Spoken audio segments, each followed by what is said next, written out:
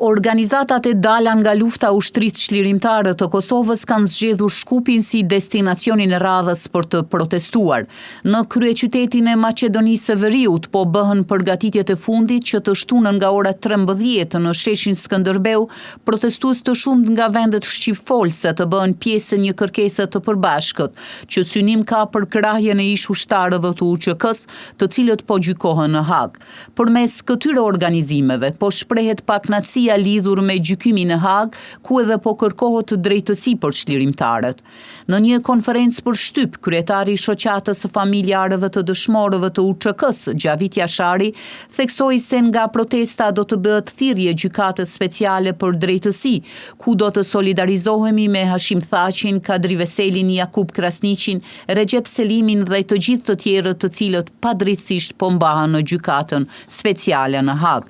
Protesta që do të mbahet të shtunën në Shkup në mbështetje të ish krerëve të UÇK-s, të cilët janë të paraburgosur në Hag që nga fundi i vitit 2020 vjen pas protestave tjera të mbajtura gjatë këtij viti në Prishtinë, Hag, Tiranë dhe Strasburg. Ndërkohë nga organizatat e veteranëve të luftës së UÇK-s është bërë thirrje qytetarëve që të bashkohen sa më shumë në protestë, me qëllim që ajo të jetë sa më masive, por të gjithë të jenë të kujdesshëm dhe protesta të jetë e qetë.